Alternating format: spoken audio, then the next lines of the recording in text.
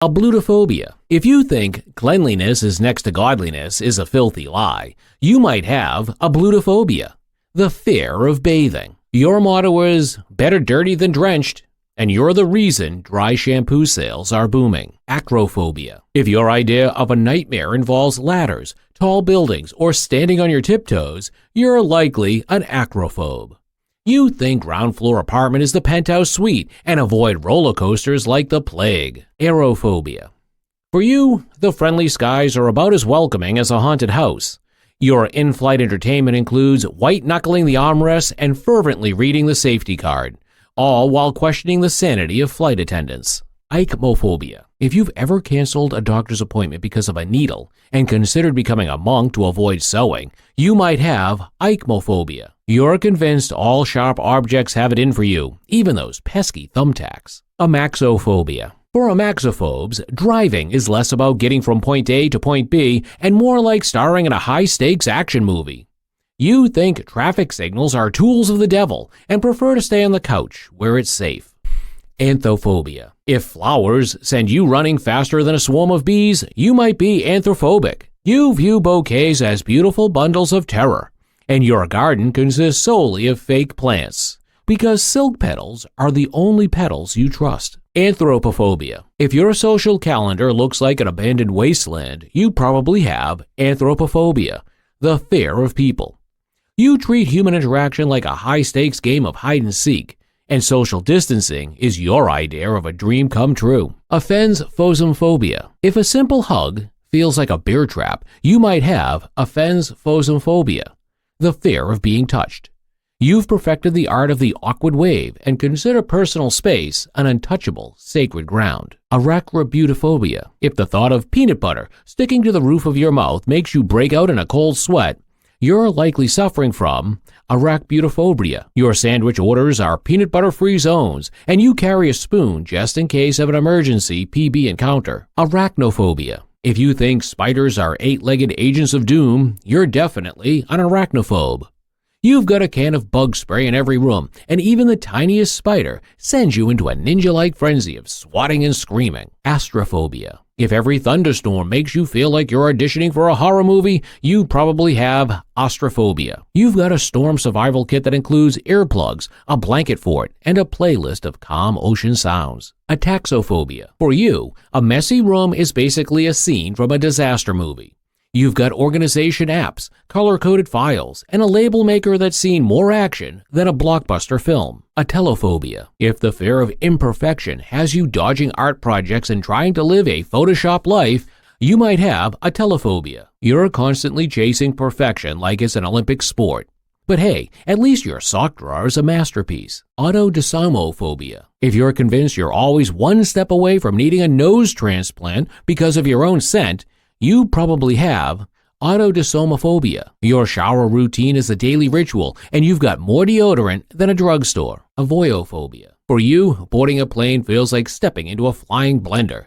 You've memorized every possible emergency procedure and consider the seatbelt sign a warning from above. Catoptrophobia. If mirrors feel like portals to a terrifying alternate dimension, you might have catoptrophobia. You avoid reflective surfaces like they're cursed, and your idea of a perfect bathroom has no mirrors at all. Cacophobia. If the fear of ugliness keeps you from even glancing at your reflection or visiting modern art museums, you probably have cacophobia. You've got beauty filters on every device and avoid Halloween like it's a mandatory scary face contest. Chirophobia. If the thought of a handshake sends you into a panic spiral, you might have chirophobia. Your wave game is strong, and you've perfected the art of the distant fist bump. Chronophobia. If ticking clocks feel like countdowns to doom, you probably have chronophobia. You live in a timeless bubble where deadlines don't exist and calendars are banned. Cybophobia. If mealtime feels like a minefield of potential poisonings, you might have cybophobia. You approach every dish with the caution of a bomb squad member and have a diet that makes plain toast look adventurous. Claustrophobia. If small spaces make you feel like you're trapped in a sardine can, you're likely claustrophobic. Elevators, crowded rooms, and airplane seats are your personal circles of hell. Cyanophobia. If the color blue sends you running in the opposite direction, you might have cyanophobia. You avoid the sky, water, and anything else that might look like it came from a Smurf. Decidophobia. If making decisions feels like playing Russian roulette, you probably have decidophobia. You've got a magic 8-ball and a coin always ready because sometimes even choosing dinner is a life or death situation. Dendrophobia. If trees make you feel like you're in a forest of fear, you might have dendrophobia. You've convinced yourself that every tree is out to get you, and you view lumberjacks as unsung heroes. Dentophobia. If a dentist chair feels like a medieval torture device, you probably have dentophobia. Your dental visits are less frequent than comet sightings, and flossing feels like a Herculean task. Didascalian phobia. If the thought of going to school makes you break out in hives, you might have didascalinophobia. If the thought of going to school makes you break out in hives, you might have didascalinophobia. You're a master of sick day excuses and consider snow days a gift from the heaven. Distichophobia. If every step you take feels like an audition for a slapstick comedy, you probably have distichophobia. You avoid anything even remotely risky and have a collection of safety gear that rivals the stunt doubles. Electrophobia. If the thought of electricity makes you feel like you're about to get zapped into oblivion, you might have electrophobia. You unplug everything before bed and consider lightning storms nature's version of a horror show. Ephebiphobia. If teenagers make you feel like you're facing a pack of wild animals, you probably have ephebiphobia. You avoid malls and high schools like they're infested with zombies and consider teen slang a foreign language. Equinophobia. If horses seem like enormous, terrifying beasts, you might have equinophobia. You stick to pony-free zones and think cowboy movies are actually horror films. Ergophobia. If the mere thought of working makes you break out in a cold sweat, you might have ergophobia. Your dream job involves napping professionally, and you've turned avoiding work into an art form. Phrygophobia. If winter feels like an apocalyptic season of ice zombies, you probably have phrygophobia. You wear so many layers you resemble a walking pile of laundry, and your thermostat is permanently set to tropical paradise. Gamophobia. If commitment makes you feel like you're signing up for a life sentence, you might have gamophobia. You treat dating like an extreme sport, dodging serious relationships with the agility of a ninja. Gelatophobia. If laughter sounds more like jeers to you, you probably have gelatophobia. You avoid comedy clubs like they're minefields and take everything so seriously that even clowns get nervous around you. Gephyrophobia. If crossing a bridge feels like embarking on an Indiana Jones adventure, you might have gephyrophobia. You'd rather take a detour around the Grand Canyon than face a bridge, and toll bridge sounds like troll bridge to you. Globophobia. If balloons send you running for cover, you probably have globophobia. You've never celebrated a birthday with balloons, and you think popping sounds should be classified as weapons. Glossophobia. If public speaking makes you feel like you're on trial for your life, you might have glossophobia. Your idea of a nightmare is an open mic night, and you prefer to communicate through a series of well-timed emails. Heliophobia. If sunlight makes you feel like a vampire about to burst into flames, you probably have heliophobia. Your ideal day is overcast and indoors, and you think sunscreen should be SPF 1000. Hemophobia. If the sight of blood turns your knees to jelly, you might have hemophobia.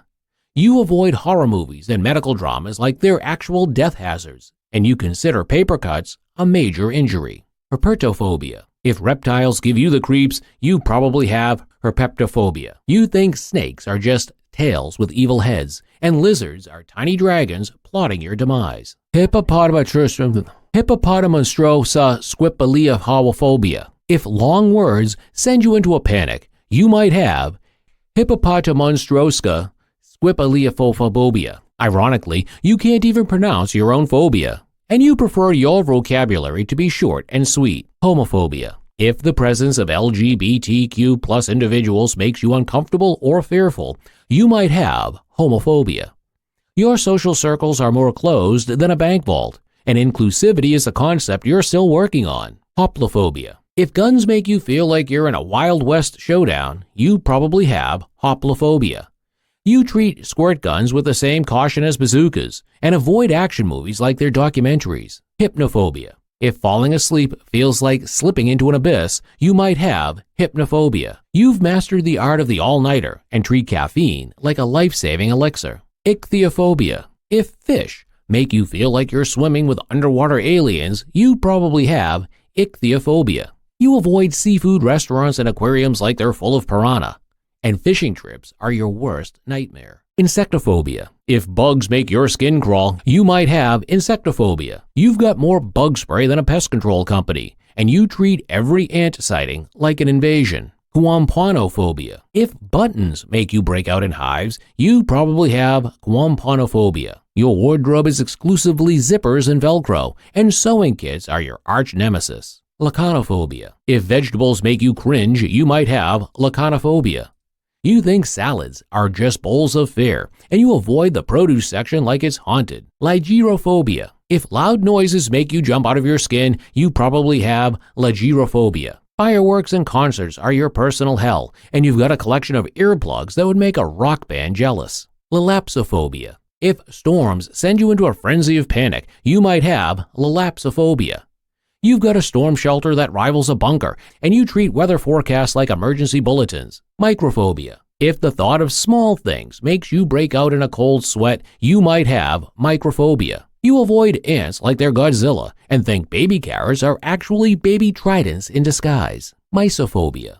If the idea of germs sends you into a cleaning frenzy, you probably have mysophobia. You could give OCD a run for its money, and your hand sanitizer usage could power a small country. Nyctophobia. If darkness feels like a blanket of terror smothering you, you might have nyctophobia. Your nightlight collection rivals a Christmas display, and you've memorized every streetlight on your block. Nosophobia. If every sniffle feels like a death sentence, you probably have nosophobia. You've diagnosed yourself with every disease known to humanity, and WebMD is your personal Pandora's box. Ombrophobia. If rain feels like a torrent of doom descending from the heavens, you might have ombrophobia.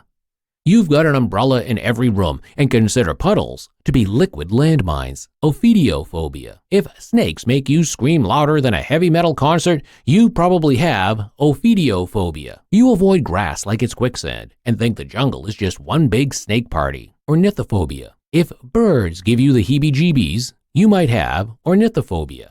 You treat bird feeders like enemy territory and avoid Hitchcock movies like they're instructional videos. Panphobia. If fear feels like a shadow that follows you everywhere, you might have panphobia. You're afraid of being afraid, and your motto is, expect the unexpected terror. Pediophobia. If dolls make you feel like you're starring in a horror movie, you probably have pediophobia. You avoid toy stores like they're possessed and think Chucky is a cautionary tale, not a comedy. Phasmophobia. If ghosts send you running for the hills, you might have phasmophobia. You avoid haunted houses like they're literal death traps and treat seances like summoning ceremonies. Phobophobia. If the fear of fear itself keeps you up at night, you probably have phobophobia. You're afraid of being afraid, and the thought of having a phobia gives you the heebie-jeebies. Samanophobia. If Halloween feels like a horror movie marathon, you probably have samanophobia. You avoid pumpkins like they're explosive and think trick-or-treaters are tiny terrors. Scolionophobia. If school feels like a battlefield of embarrassment, you might have scolionophobia. You'd rather face a firing squad than a pop quiz, and your backpack is stuffed with escape plans. Selenophobia. If the moon feels like a giant eye watching your every move, you might have selenophobia. You avoid moonlit walks like they're cursed, and you think werewolves are documentaries. Tachophobia. If speed feels like a one-way ticket to disaster, you might have tachophobia.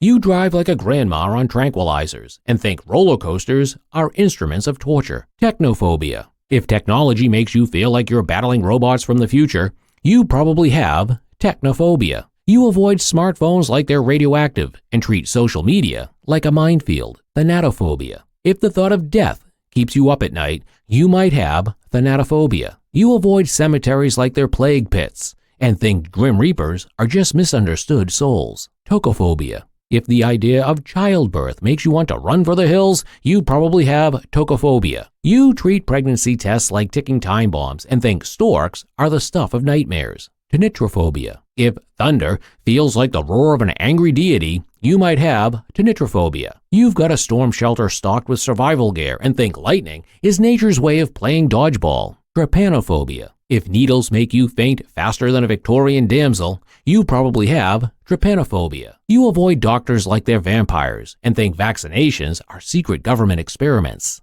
Trypophobia. If clusters of tiny holes make your skin crawl, you might have trypophobia. You avoid beehives and coral reefs like they're contagious, and honeycombs are your personal nightmare fuel. Vestophobia. If getting dressed feels like stepping into a straitjacket, you might have vestophobia.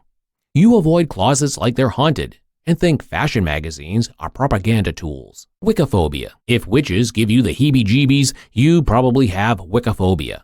You avoid broomsticks like they're cursed and think cauldrons are just waiting to boil you alive. Xenophobia. If the idea of strangers feels like an invasion of aliens, you might have xenophobia.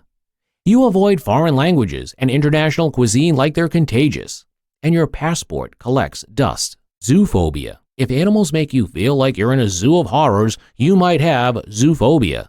You avoid petting zoos like they're lion dens and think National Geographic is a survival guide for the apocalypse.